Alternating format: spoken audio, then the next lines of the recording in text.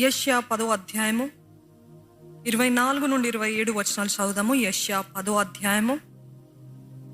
ప్రభువును సైన్యములకు అధిపతియగు యెహోవా ఈలాగు సెలవిచ్చుచున్నాడు, సియోనులో నివసించుచున్న నా జనులారా, ఐగుప్తీయులు చేసినట్టు అషూరు కర్రతో నిన్ను కొట్టి నీ మీద తన దండము ఎత్తినను వానికి భయపడకుము. ఇకను కొద్ది కాలమైన తరువాత నా కోపము చల్లారును, వారిని నాశనము చేయుటకు నా ఉగ్రత తిరుగును. ఓరేబు బండ యొద్ద మిద్యానును హతము చేసినట్లు సైన్యములకు అధిపతియగు యెహోవా తన కొరడాలను వాని మీద ఆడించును. ఆయన దండము సముద్రము వరకు వచ్చును.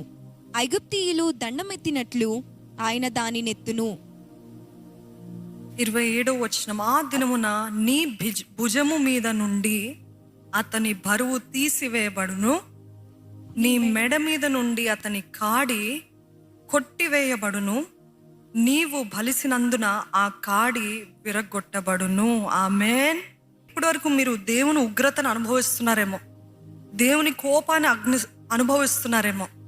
మీ జీవితంలో ఏదైతే మీ జీవితంలో అనుమతించబడిందో, నష్టమో, కష్టమో, తెగుల్లో, ప్రమాదాలో, విషాదాలో, శ్రమలో, ఇవన్నీ అనుమతించబడ్డది. ఎందుకంటే దేవుడు కొన్నిసార్లు ఆయన బిడ్డల్ని దండిస్తాడు.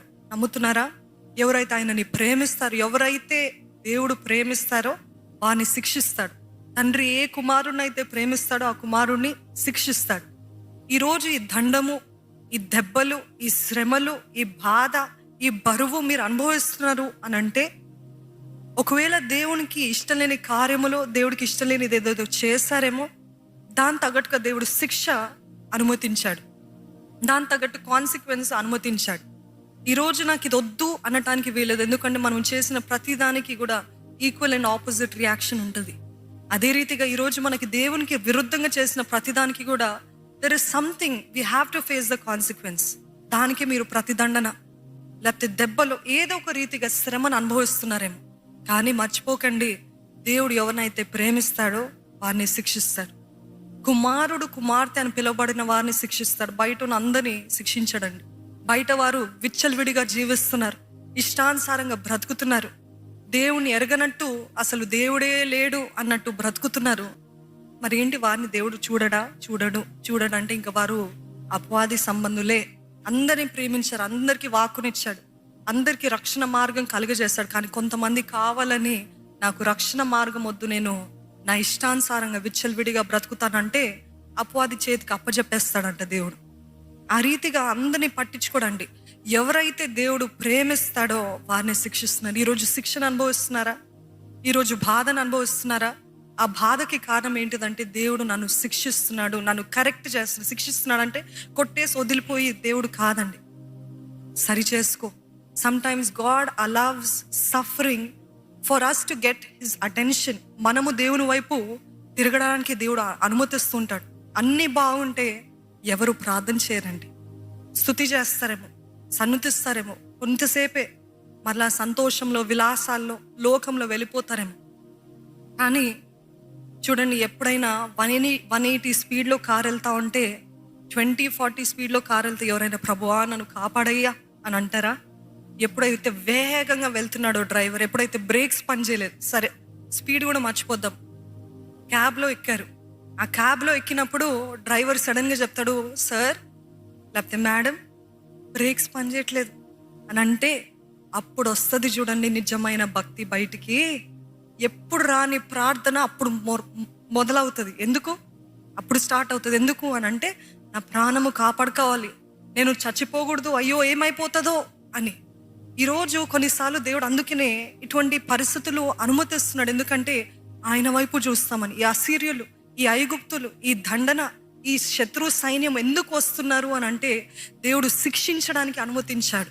ఈరోజు మీ జీవితంలో శిక్షను లేకపోతే శ్రమను అనుభవిస్తున్నట్లయితే దేవుడు అంటున్నాడు, నా వైపు చూడు, నువ్వు నన్ను మర్చిపోయావు, నువ్వు నీ ఇష్టానుసారంగా విచ్చలవిడిగా బ్రతుకుతున్నావు, అందుకనే నా వైపు చూడటానికి నేను ఇది అనుమతించాను.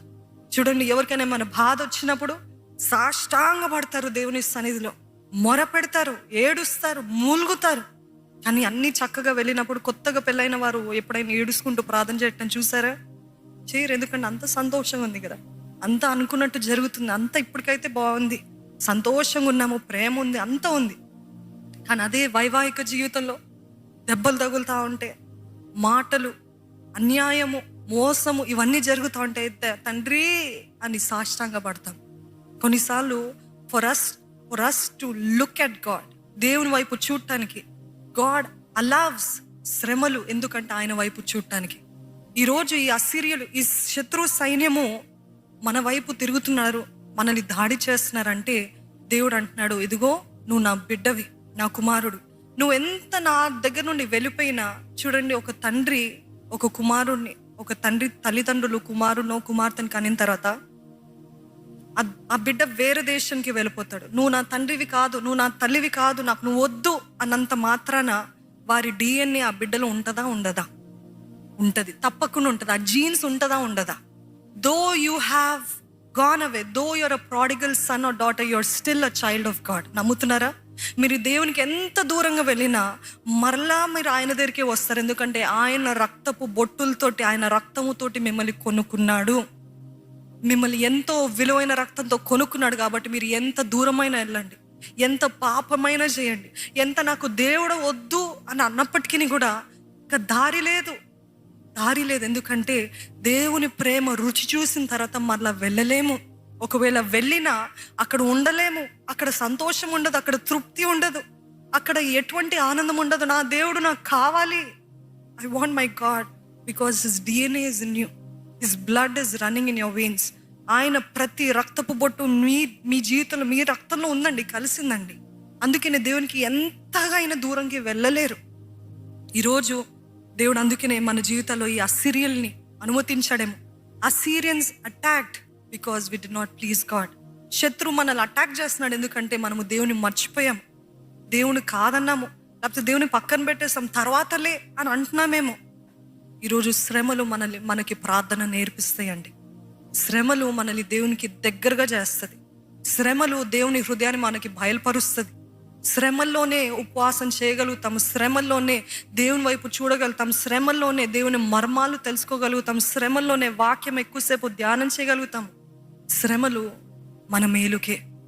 శ్రమలు మనల్ని దేవుని దగ్గరికి లాగుతాయి. ఈరోజు నాకు ఈ శ్రమలు వద్దు అనకూడదు. ఈ శ్రమలు దేవుడే అనుమతిస్తాడు. ఎందుకంటే నాకు నువ్వు కావాలి, నేను కలిసి బ్రతకాలి. నువ్వు నన్ను మర్చిపోకూడదు, నువ్వు నాకు దూరంగా వెళ్ళకూడదు. ఎందుకంటే దూరంగా వెళ్ళేది ఆయన కోసం కాదండి. మనము దూరంగా వెళ్తే చూడండి, గొర్రెల మంద, ఆ గొర్రెల మందలో ఒక్క గొర్రె దూరంగా వెళ్ళింది అనుకోండి, వస్తాడు అపవాది.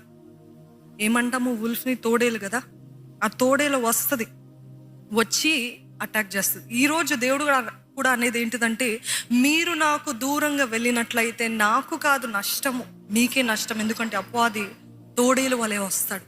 ఎప్పుడెప్పుడా అటాక్ చేద్దాం, ఎప్పుడెప్పుడా వాని పైన దాడి చేద్దాము అని ఎదురు చూస్తాడంట.